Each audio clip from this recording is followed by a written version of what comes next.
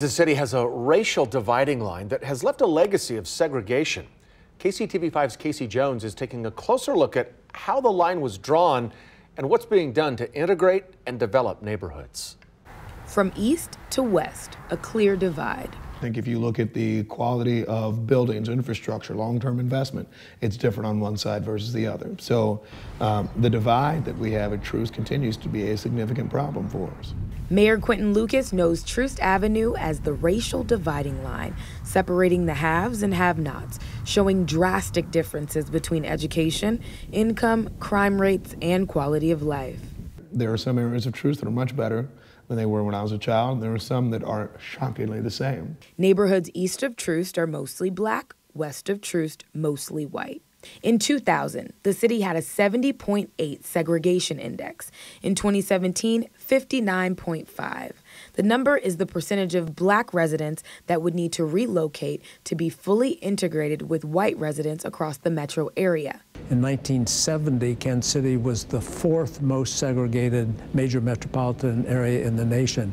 And by 2010, it had completely fallen out of the top 25. Arthur Benson, civil rights attorney, says history shows this intentional divide stems from real estate practices like redlining, refusing home loans to people based on race or location, keeping black people east of Troost. All of these practices were, quote, legal, even though they weren't, because no one did anything about them. The state officials, real estate people, insurance regulators, school administrators, school boards, no one did anything to undo what was going on right before their very eyes. Benson is well known for his role in a landmark legal fight where he argued that Kansas City's metro and suburban school districts failed to follow the mandate of Brown versus the Board of Education.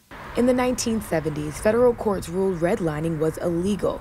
Federal policies like the Fair Housing Act and the Community Reinvestment Act designed to reverse some of the long-standing oppression, but decades of division are still visible. You know, we talk about our neighborhoods as neighborhoods of disinvestment. Diane Cleaver, president and CEO of Urban Neighborhood Initiative, says the few economic development initiatives east of Troost are not affordable housing for many low-income families. If we don't have some policies that, kind of force these things to happen, that they won't happen. I mean, you can't build affordably and get people into the houses without policy and without some additional funds to go with that to help make it happen. Cleaver recommends residents advocate for local, state, and federal policies focused on equity in rebuilding neighborhoods considered blighted for decades. You know, it's an inequitable system that needs to be addressed at a systemic level as well as at a programmatic level.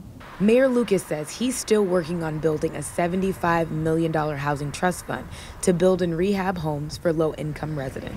The real way you do it is actually having it change how you frankly better treat people, how you better treat the people who live east of Troost. How do you get more access, which we're working on, to lending opportunities for people so they can actually, if they want to improve their house, or if they want to build a better housing market east of Troost, that we actually can do it. And that was KCTV5's Casey Jones reporting.